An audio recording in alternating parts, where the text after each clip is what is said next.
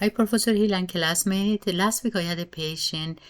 She's 67 years old, Hispanic female. She came to the office after 3 years because she just immigrated from the Mexico and she didn't have any insurance. And recently she got her medical.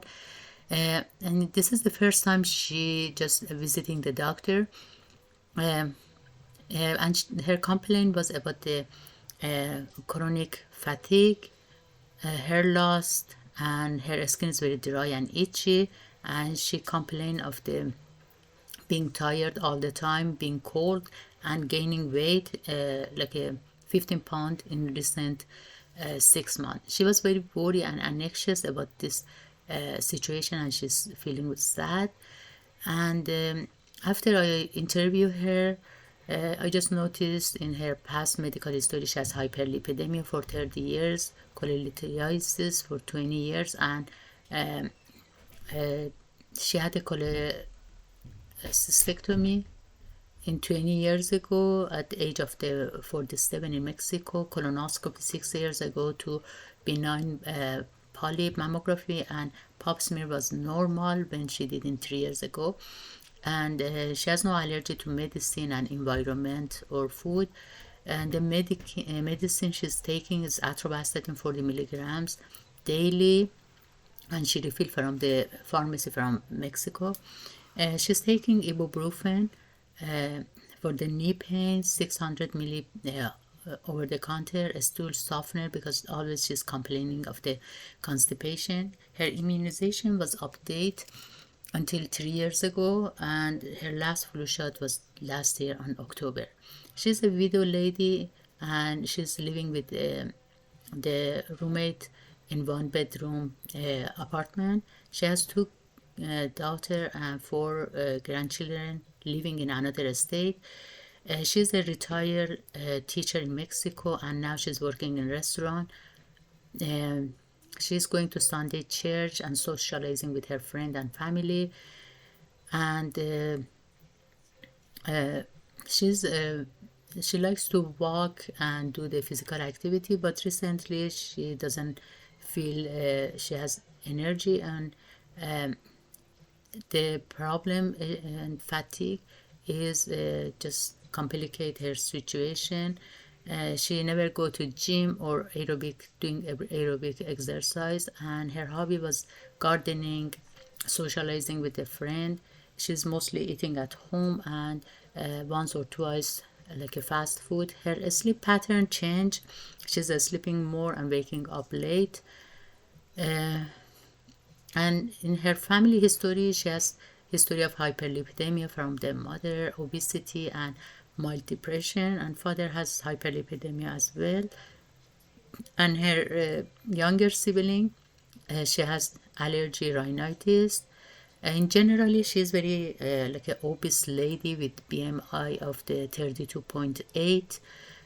She complains of fatigue, dry and itchy skin, cold feeling, and gaining the weight. And she's losing her hair, and she's worried about the like losing more. And generally, um the other system doesn't have any like a issue. And musculoskeletal, she just reported the knee pain, and sometimes she's walking more. Sometimes she get a shortness of breath, but normally she's doing fine.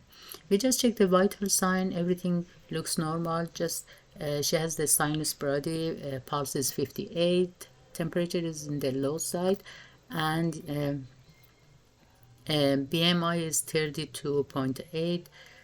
No pain reported right now in the office. And I just did the physical exam, and her skin is very dry, cold, but pink, and there is a couple of like a scratch, a scar in leg and hands because she's scratching a lot. I saw like a hair loss, and baby hair was very remarkable. um, there was no problem in the ear, no earache, discharge, no runny nose. Tonsil was uh, like a pink, no rhinorrhea, inflammation or congestion, no inflammation in the tonsil or pharynx area. She had her tooth and visual exam in 2021 in Mexico. Lymph node was normal, no enlargement noticed, but when I palpate the thyroid gland, I noticed the enlargement in the size bilaterally, and I was thinking about some thyroid issue. And she doesn't have any dizziness, vertigo, cranial nerve exam was normal, but since she gained weight, she has lack of energy, and she's feeling sad and depressed. I was thinking about depression, and we did the PHQ-9 test. The result came back negative.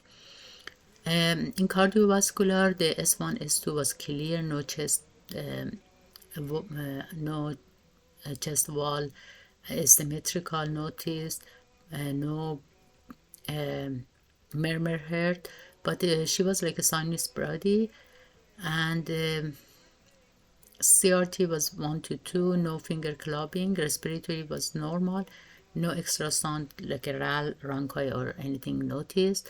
Musculoskeletal, upper extremity and lower had no edema, muscle tone was normal, but there was like a tenderness on both knee. My differential diagnosis, the mostly was like a hypothyroidism I was thinking about. But after we did the test and different lab tests, and even we checked for the like a autoimmune lab test, and we checked like a TPO, the antibody for thyroid. It came positive, and it showed the like a patient has Hashimoto disease, and thyroid gland is the organ that like the most effective part by autoimmune process. And after I got the result, I was very surprised because it was my first case of Hashimoto in 23 years when I was working as a nurse. And I just read about this in the reference book, and it was very good experience, and that's why I want to share with my classmate. Hashimoto disease has like 5 different stages, and I think this patient was in stage number 4. Depression was ruled out after we did the PHQ-9, and another differential was chronic fatigue syndrome that we did some like a blood and urine test, and after we got the result for Hashimoto, we just see the final diagnosis was Hashimoto, and the treatment for this problem is like a lifelong treatment with the levothyroxine, and we are starting with the initial dose between 1.5 to 1.8 microgram per kg per day, and after that, after a week, we are going to just adjust. We are checking the TSH level hormone, and every 6 to 8 weeks we are just doing the level of TSH until we just adjust the dose. And this medicine is sensitive, and the patient need to take 30 to 60 minutes before eating the food with the empty stomach. And I'm telling her just continue all the medicine she has, and I'm gonna add vitamin D 500 milli daily, because the studies show, evidence-based studies show the vitamin D is gonna protect the immune system, and is gonna play a vital role in the serotonin and melatonin regulation as well. At the end, I'm just gonna go with the Jane Watson theory, and always I love her philosophy about the human caring. Human cannot be treated as an object, and human cannot be separated from self, other, nature, and the larger workforce. I'm just telling this because uh, Jane Watson always was my somebody, my leader, and I just follow her theory. And I am as a like a foreign student and immigrant person. I have some feeling about the situation this lady has as an immigrant. They are very vulnerable, uh, and I try to be there for her. I try to use the caring and loving um, creative in the Jane Watson theory. I try to treat her the same way I like to be treated my family, and I try to just be present and listen to her and just see what is her concern, and I try to help her like a very the way very loving and caring way, because um, she's not very familiar with the services we have.